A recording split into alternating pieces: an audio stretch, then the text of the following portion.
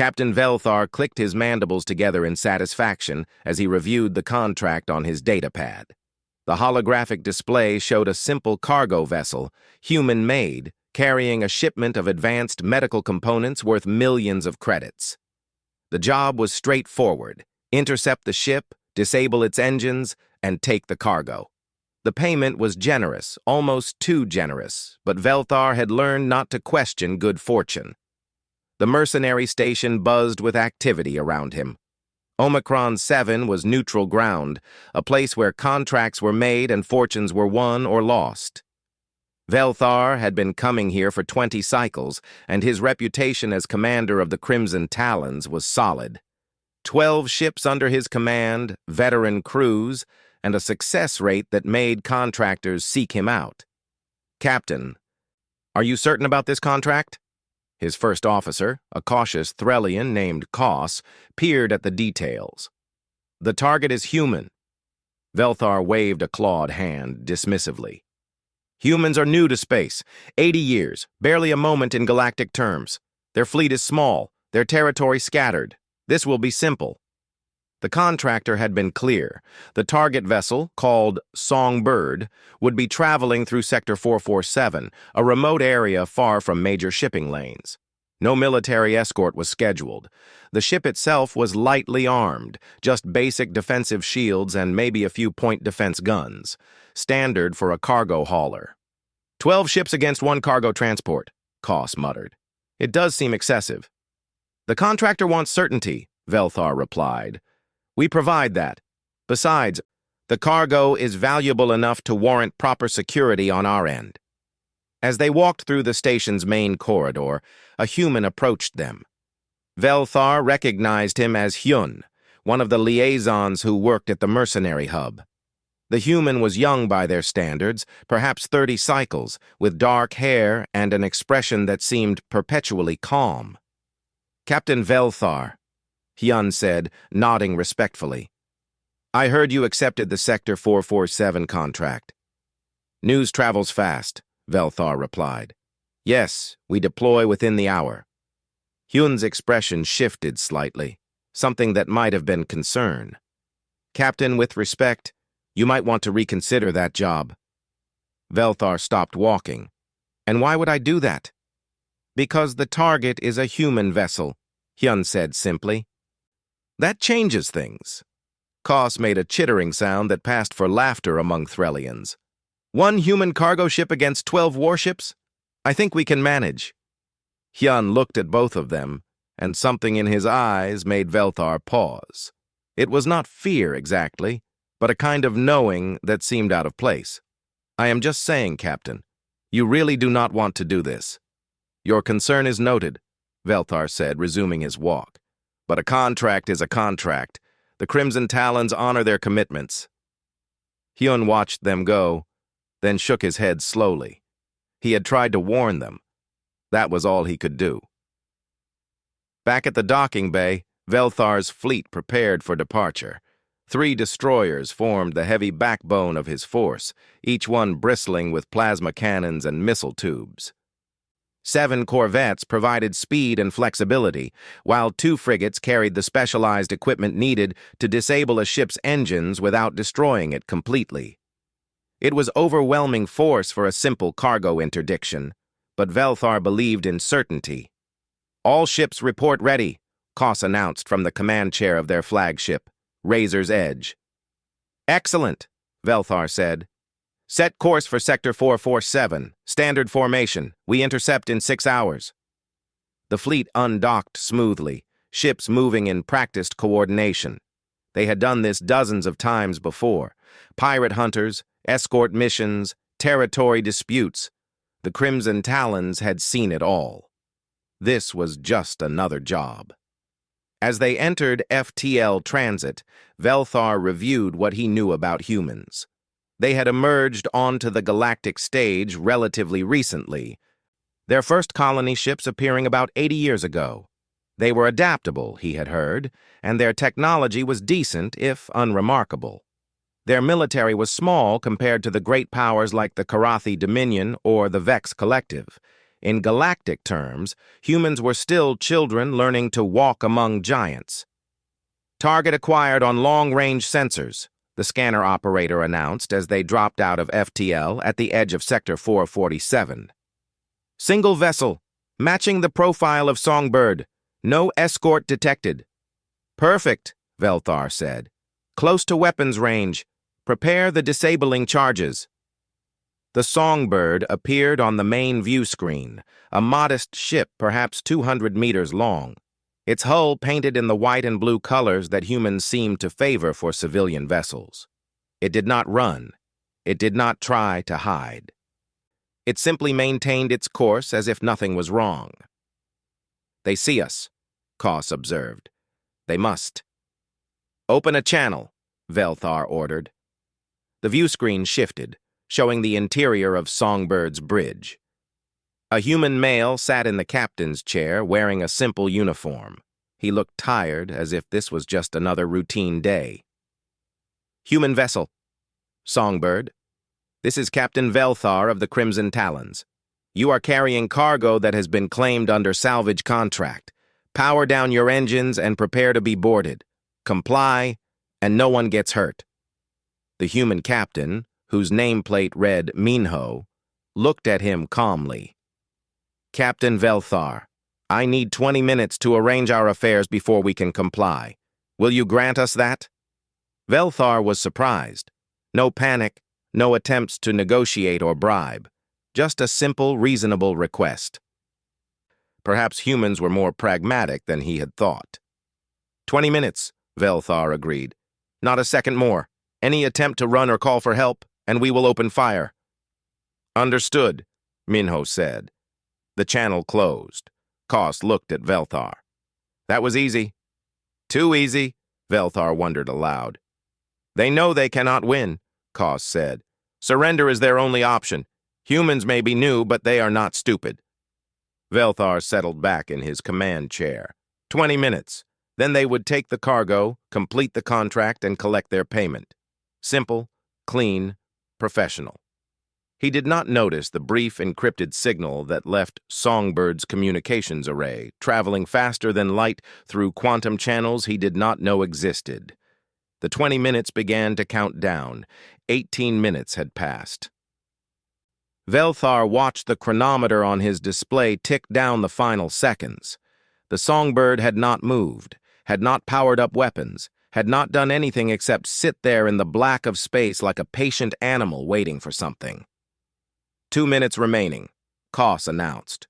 All boarding teams are ready. Disabling charges are armed and targeted at their engine core. Velthar nodded. Around his flagship, the other 11 ships of the Crimson Talons maintained their positions, forming a loose sphere around the human cargo vessel. There was no escape. Even if Songbird tried to run now, it would take minutes to spin up an FTL drive, and they would disable it long before then. Captain, the sensor operator said, voice uncertain, I am detecting an anomaly. What kind of anomaly? A distortion in local space, approximately 2,000 kilometers off our port side. It is growing. Velthar felt a cold sensation run down his spine, the Karathi equivalent of unease. Growing how fast? Very fast, sir. I have never seen readings like this before. It is almost as if something is tearing through. Space ripped open. There was no other way to describe it. Reality itself seemed to split apart in a brilliant cascade of blue-white light, and from that impossible wound in the universe, a ship emerged. Not slowly, not cautiously, but with the sudden violence of a predator lunging from ambush. The human destroyer was massive, easily 3 times the size of Velthar's flagship. Its hull was dark gray, almost black, and covered in geometric patterns that he realized were weapon ports and sensor arrays. The name, Indomitable, was painted along its side in white letters that seemed to glow. "Battle stations!" Velthar shouted, though his crew was already scrambling to respond. "How did they get here so fast?" "Unknown, Captain," the sensor operator said, voice shaking. "Our intelligence said human FTL drives required hours to charge and calculate jumps. That ship appeared in less than 18 minutes. The Indomitable had positioned itself directly between the Crimson Talons and the Songbird, a clear statement of protection. Its weapons ports were open, and Velthar could see the barrels of railguns, missile tubes, and energy weapons that he could not identify. "Incoming transmission," the communications officer said. A human face appeared on the view screen. This one was older than Captain Minho, with gray hair and sharp eyes that seemed to take in everything at once. His uniform was different, more formal, with insignia that marked him as a military officer. "This is Captain Deho of the Human Defense Force destroyer, Indomitable," the man said, his voice calm, but carrying an edge like a blade. "You are in violation of human protection space and have threatened a civilian vessel under our protection. Power down your weapons and withdraw immediately. This is your only warning." Velthar felt his mandibles twitch in irritation. One ship. They had sent one ship against 12. Yes, it was a destroyer, but destroyers could be overwhelmed by numbers. The humans were either brave or foolish. "Human captain," Velthar replied, forcing his voice to remain steady. "We have a legal salvage contract for the cargo aboard Songbird. This is a private matter, not a military one." "There is no such thing as a private matter when human lives are involved," Deho said. "You have 30 seconds to begin your withdrawal. After that, we will consider you hostile and act accordingly." Koss leaned close to Velthar. "Captain, we outnumber them 12-1. Even a destroyer cannot stand against those odds." Velthar calculated quickly. The Indomitable was powerful, but it was alone. If they focused fire, they could disable or destroy it, then complete their mission. The contractor was paying enough to make the risk worthwhile. "All ships, attack formation Gamma," Velthar ordered. "Target the destroyer. Disable if possible. Destroy if necessary." The Crimson Talons moved into position, the 3 destroyers forming a triangle while the corvettes spread out to attack from multiple angles. The frigates hung back, ready to exploit any opening. It was a standard tactic, proven in dozens of engagements.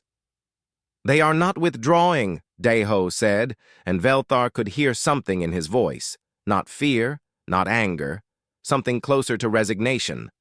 "Weapons free. Engage defensive protocols." The Crimson Talons opened fire first. Plasma bolts and missiles streaked across the space between the fleets, a devastating barrage that would have crippled most ships. Velthar watched, expecting to see the Indomitable's shields flare and buckle under the assault. Instead, the human destroyer seemed to come alive. Point defense systems that Velthar had not even noticed activated across the ship's hull. Hundreds of small turrets tracked the incoming fire with impossible speed and precision.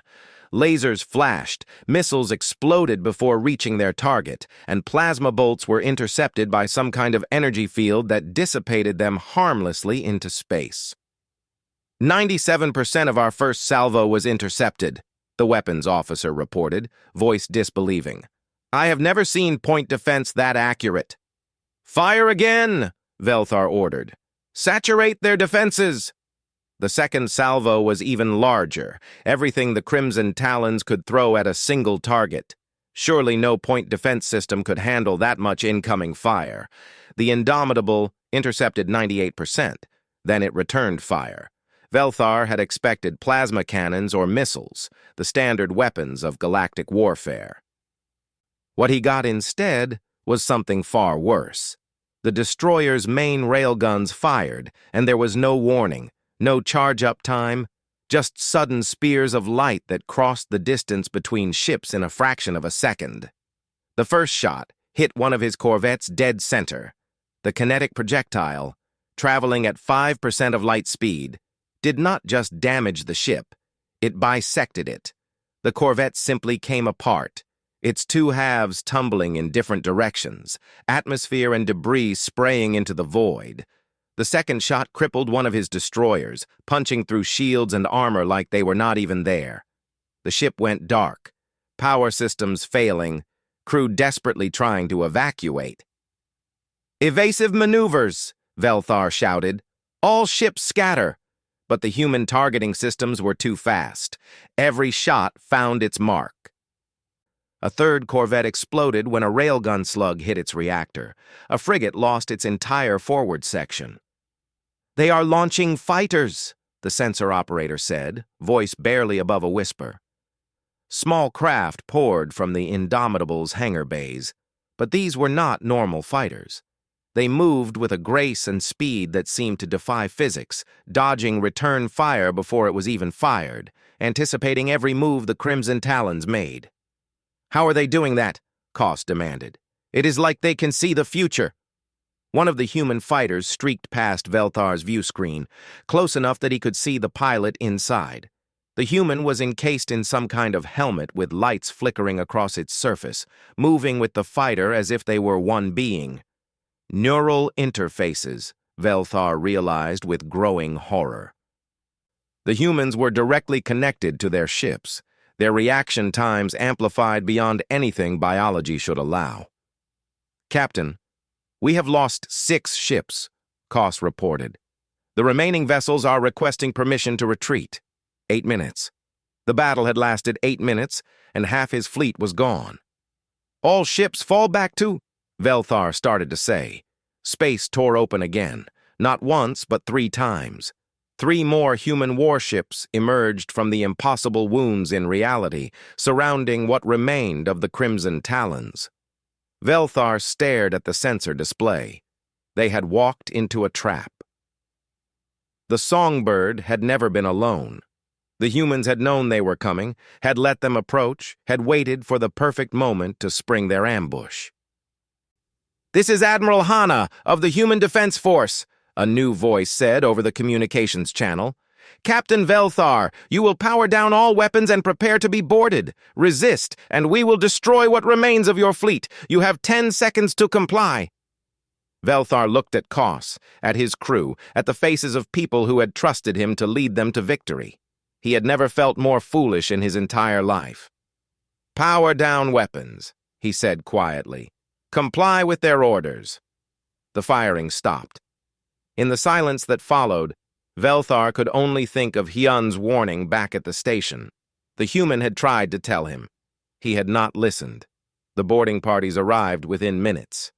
Velthar watched on his damaged view screen as human soldiers moved through his ship with practiced efficiency. They were not brutal, but they were thorough. Every weapon was confiscated, every crew member identified and secured. The humans worked in pairs, covering each other with movements that spoke of extensive training. What struck Velthar most was how calm they were.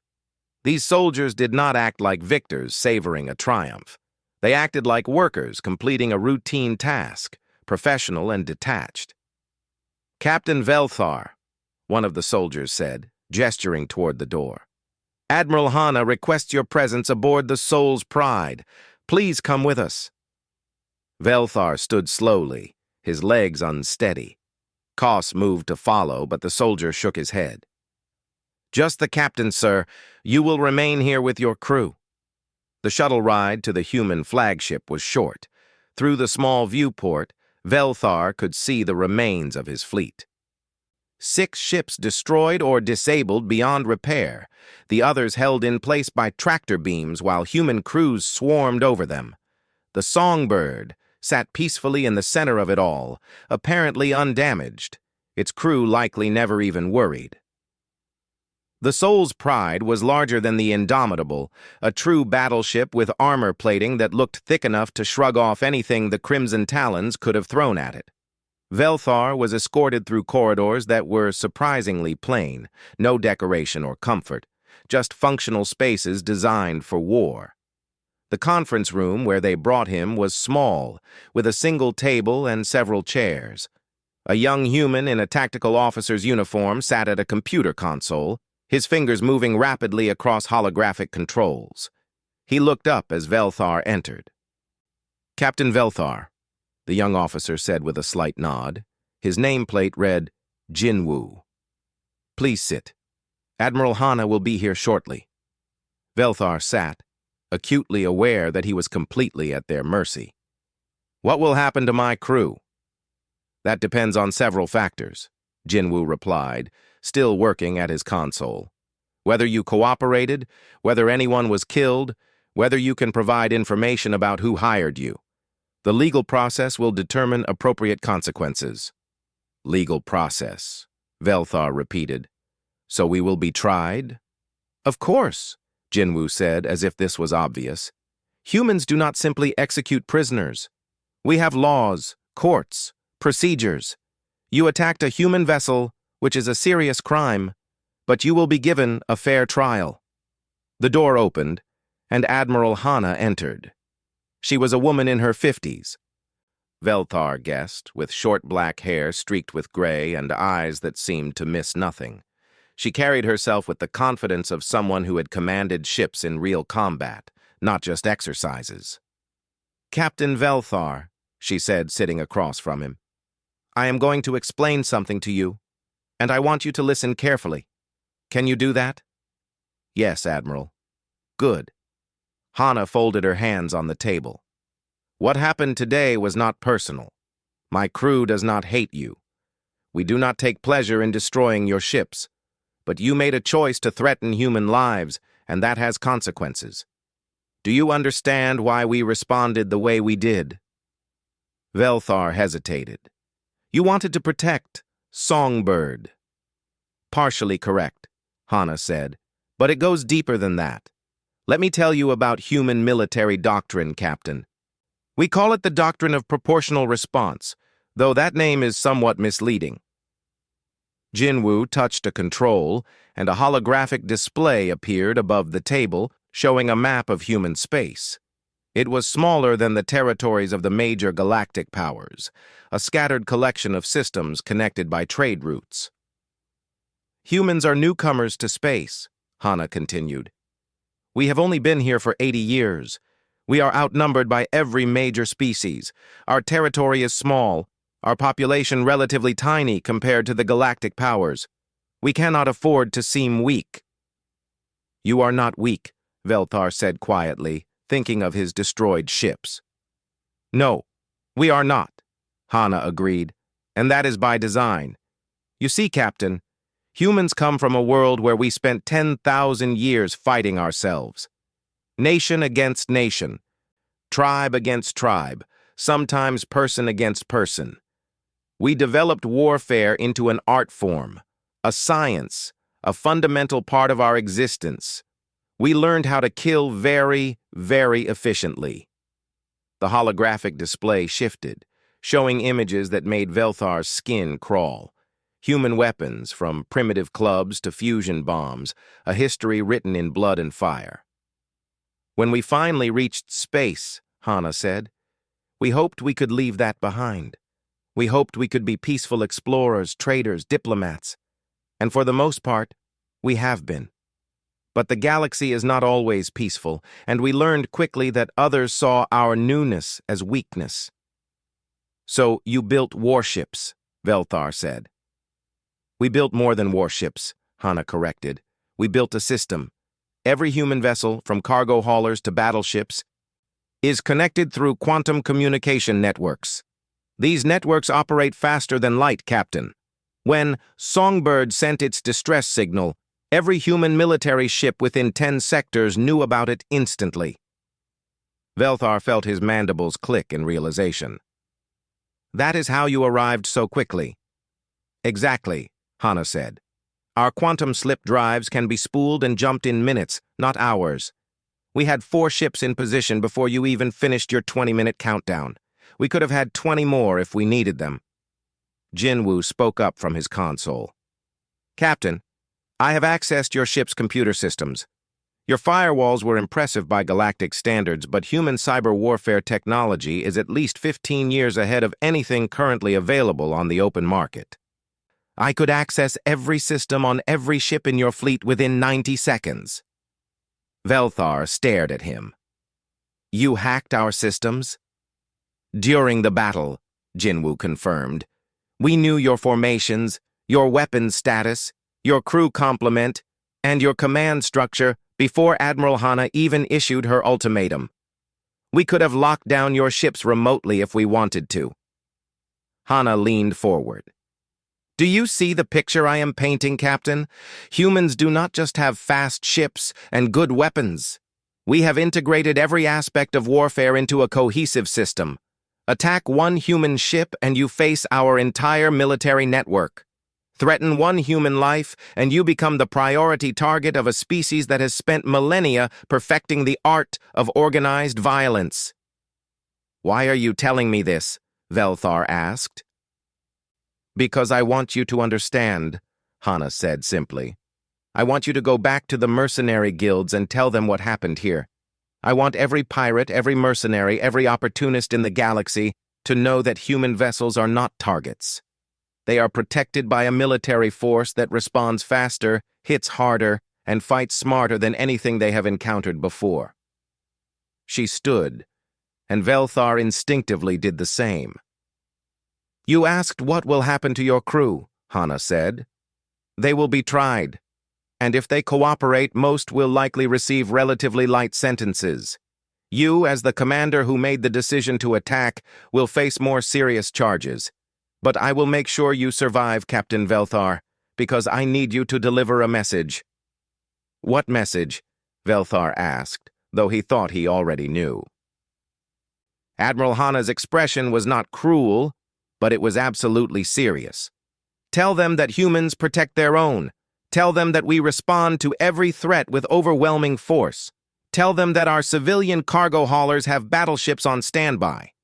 And tell them that if they ever think about taking a job involving human ships again, they should remember what happened to the Crimson Talons. She walked to the door, then paused and looked back. One more thing, Captain. Songbird. Knew you were coming before you even dropped out of FTL. Our sensors detected your approach while you were still in transit. That 20 minutes Captain Minho asked for was not to arrange affairs. It was to give our response fleet time to get into position. Velthar felt the full weight of that statement. They had been tracked, predicted, and outmaneuvered before the first shot was fired. The battle had been lost before it began. The war you thought you were fighting, Hana said quietly, was already over.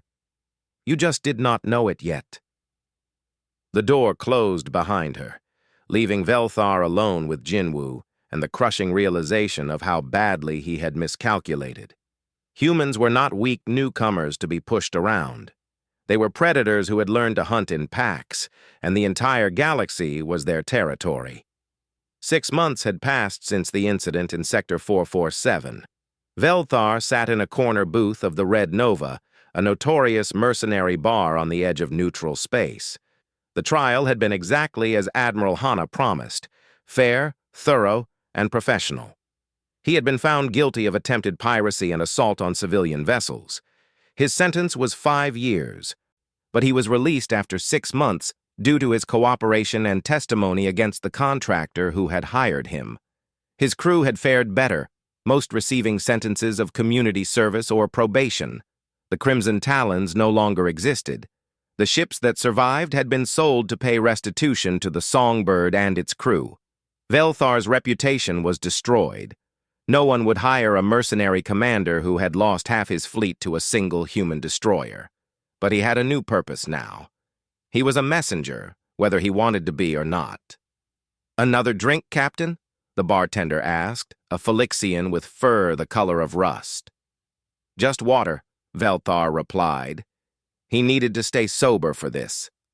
A group of young mercenaries had been watching him for the past hour, whispering among themselves. They knew who he was. Everyone in the mercenary community knew his story by now. Finally, one of them approached. He was a Draxi, tall and reptilian, with the swagger of someone who had never experienced real defeat.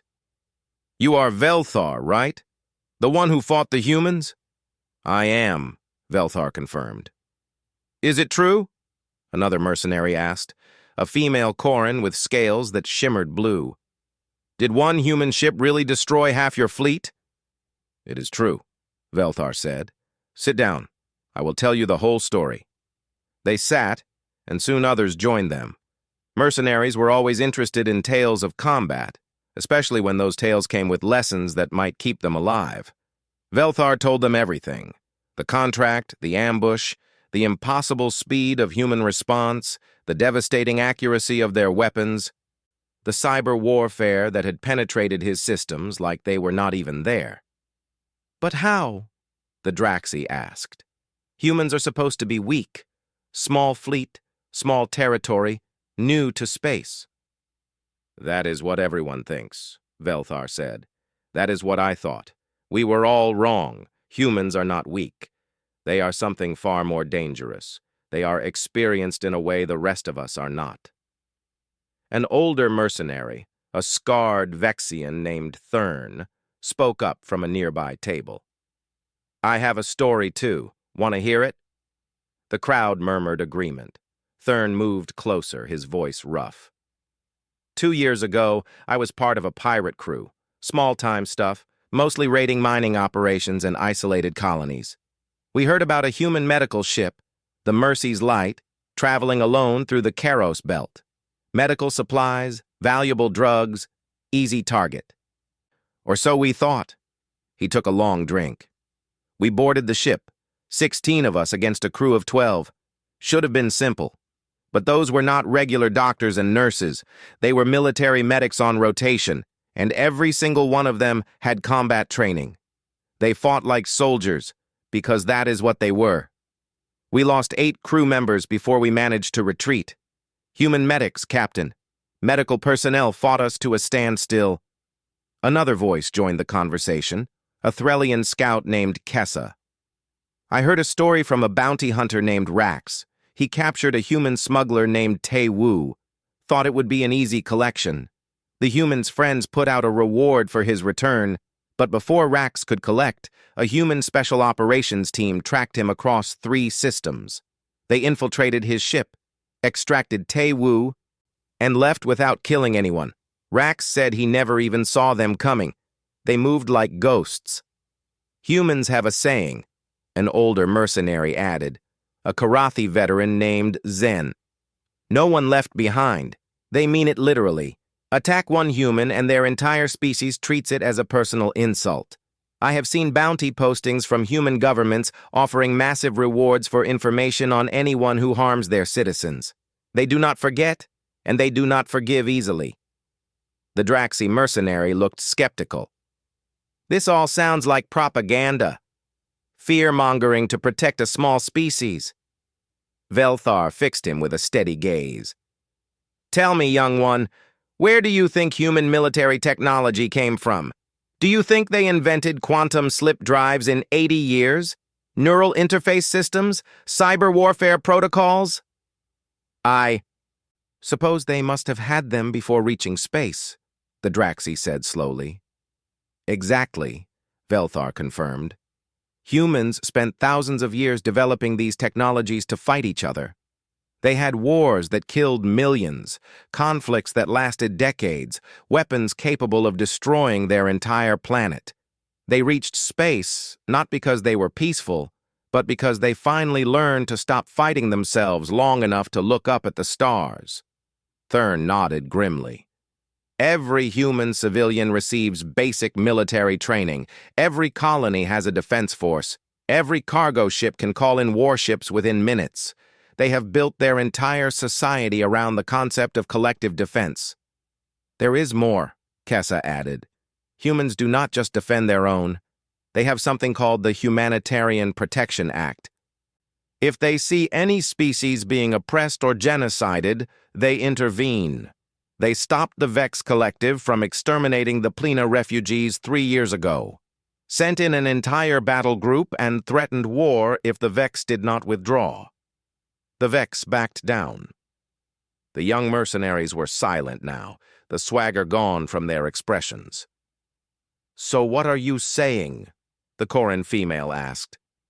"That humans are untouchable?" "I am saying they are not worth the risk," Velthar replied. "The mercenary guilds have issued official guidance now. No contracts involving human vessels, colonies, or citizens. The payment is never enough to justify the response you will face. But they are just one species, the Draxi protested. Surely if enough mercenaries or pirates band together— You are not listening, Velthar interrupted, his voice sharp. Humans do not fight for money or territory or resources. They fight for each other. That is what makes them dangerous. You cannot bribe them to stand down. You cannot negotiate with their attachment to their own people. You cannot frighten them into abandoning a single human life. Thurn leaned back in his chair. I talked to a human once, asked him why they were so aggressive about protecting their own. He said something I will never forget. He said, "We spent 10,000 years learning that if we do not stand together, we die alone. Space has not changed that lesson. It has only made it more important."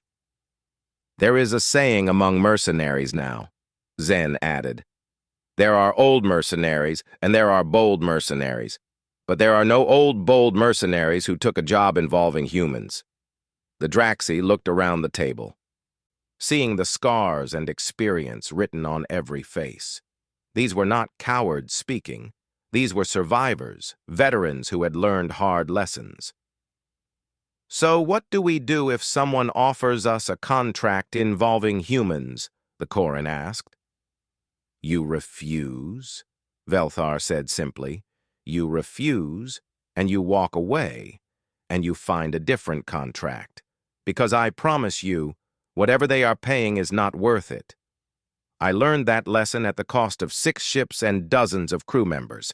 Learn from my mistake so you do not have to make your own. The conversation continued late into the night, with more mercenaries sharing stories and warnings. Velthar noticed Hyun sitting at the bar, watching quietly. The human liaison caught his eye and nodded once, a gesture of acknowledgement.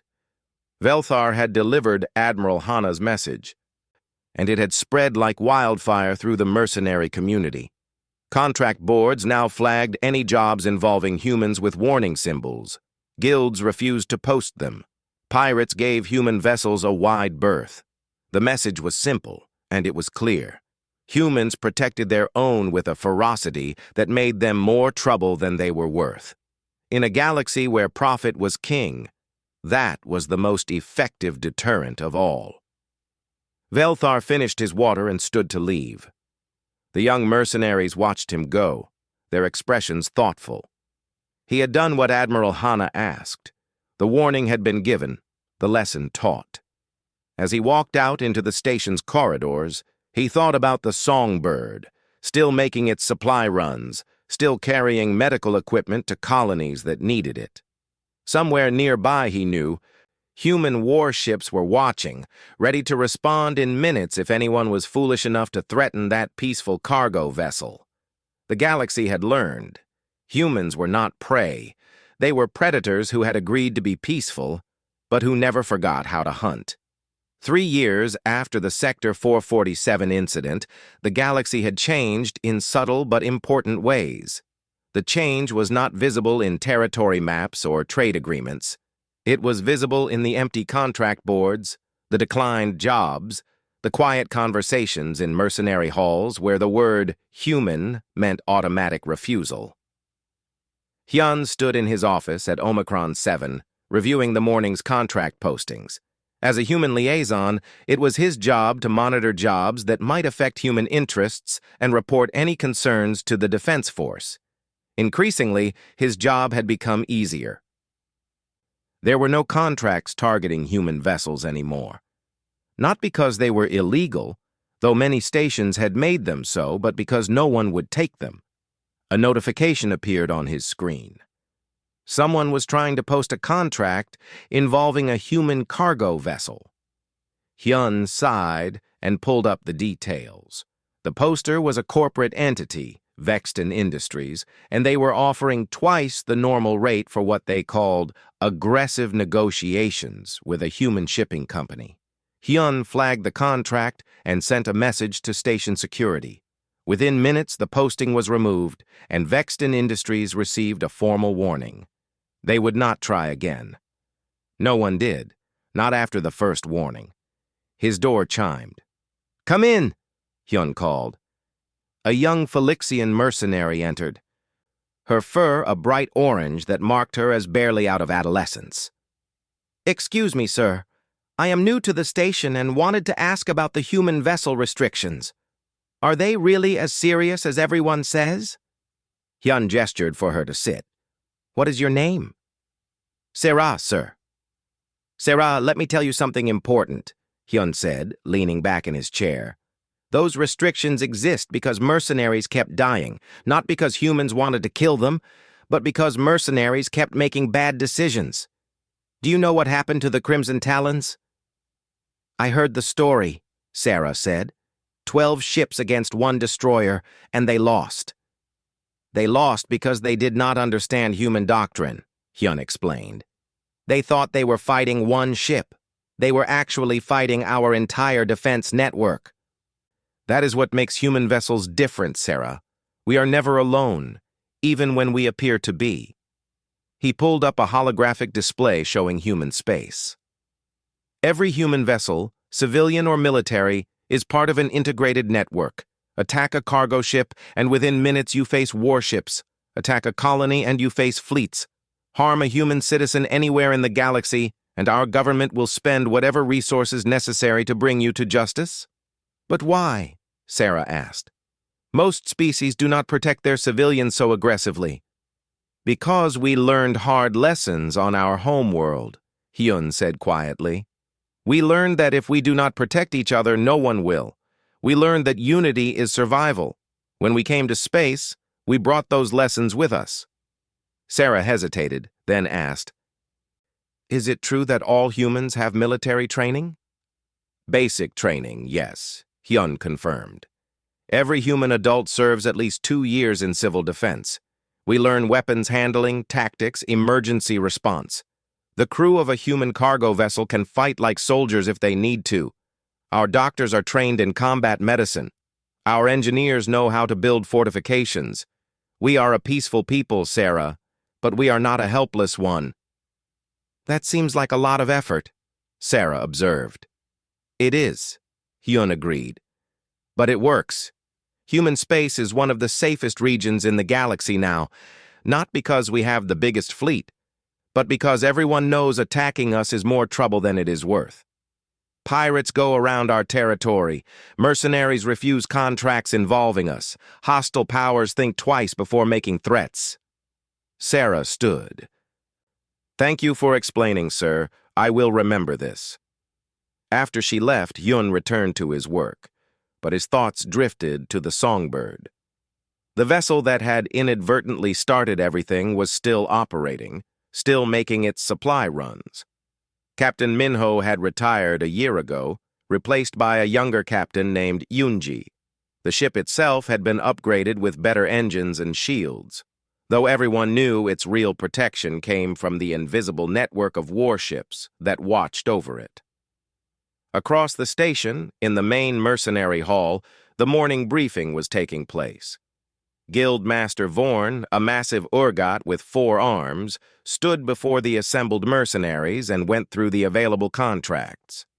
Escort missions, security details, exploration support, all the usual jobs.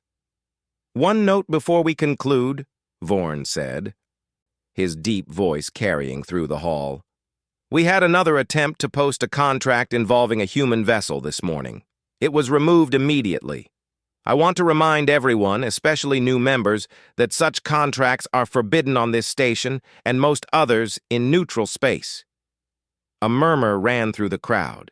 Even after 3 years, the topic still generated discussion. "I know some of you think these restrictions are excessive," Vorn continued. "You think humans are just another species, that their reputation is exaggerated. Let me be very clear. It is not. I have been a mercenary for 40 years.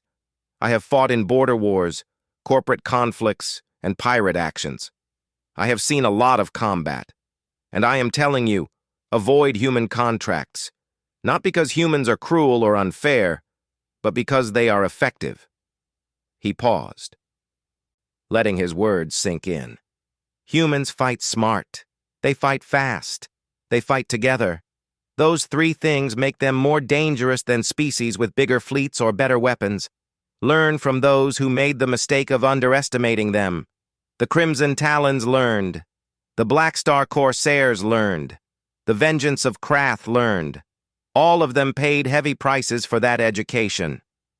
The briefing ended, and mercenaries dispersed to their ships or favorite bars. In small groups, they talked about the human phenomenon. Some shared stories they had heard. Others spoke of near misses where they almost took human contracts but changed their minds. In one corner, an old Karathi mercenary named Velthar listened to these conversations with a mixture of satisfaction and sadness. He had become something of a fixture at the station, working odd jobs and sharing his story with anyone who would listen. His warning had been heard. His message had spread, but it had cost him everything. Later that day, a human destroyer passed through the Omicron 7 system on patrol. The Indomitable, now under the command of Captain Sora after Deho's promotion to Admiral, conducted a routine scan of the station and surrounding space. Everything was normal. No threats to human vessels or citizens. On the bridge, Sora reviewed the daily reports. Any contracts targeting human interests today? One attempt, ma'am, her communications officer replied. Posted and removed within 6 minutes. The poster received a warning. Good, Sora said. Continue monitoring. The Indomitable moved on, its presence a quiet reminder of human capability. It did not need to fire its weapons or make threats. Its existence was enough. In the cargo lanes, human vessels continued their work. Supply ships like the Songbird carried medicine and equipment to colonies. Trading vessels transported goods between systems. Passenger liners brought families to new worlds. They moved through space with confidence, knowing that if trouble came, help was always minutes away. The system worked because it was simple. Humans protected their own, and everyone else knew it. On Earth, in the headquarters of the Human Defense Force, Admiral Hanna reviewed reports from across human space. Piracy was down 70% in human territory. Attacks on human vessels outside their territory had dropped to nearly zero. The doctrine of proportional response had achieved its goal without needing to fire more than a few shots in anger. Ma'am, her aide said, Ambassador Threll from the Galactic Council is requesting a meeting. They want to discuss human military policy. Tell them I am available next week, Hanna replied, and remind them that our policy is simple. We protect our own. That is not negotiable. The aide nodded and left. Hanna returned to her reports, satisfied. 3 years ago, humans had been seen as weak newcomers, easy targets for anyone looking for profit. Now they were respected, not loved perhaps, but respected. Fear was not the goal, but understanding was. Understand that humans were small in numbers, but strong in unity. Understand that they responded to threats with speed and overwhelming force. Understand that harming one human meant facing all humans. The message had been delivered, and the galaxy had listened. On Omicron 7, as the station's lights dimmed to simulate night, Hyun looked out the viewport at the stars. Somewhere out there, human ships were moving through the dark, protected by an invisible network of sensors, communications, and warships ready to respond in minutes. He thought about the question Sarah had asked. Why did humans protect their civilians so aggressively? The answer was simple, even if its implementation was complex. Humans protected each other because they had learned, through thousands of years of painful history, that survival depended on unity. They had learned that individuals were fragile, but communities were strong. They had learned that the price of safety was constant vigilance and the willingness to fight for each other. Space had not changed those lessons. It had only expanded the community and made vigilance more important. A cargo vessel passed by the station, its running lights blinking in the darkness. Hyun did not know if it was human or alien, military or civilian. It did not matter. The galaxy had learned its lesson, and that lesson had made space safer for everyone. There were no more contracts targeting human vessels, no more mercenaries willing to take those jobs, no more pirates bold enough to try. The warning had been given, the message delivered, the lesson learned. And somewhere in deep space, the songbird continued its peaceful journey, carrying medicine to those who needed it, protected by a network of warships that would cross the galaxy to keep it safe.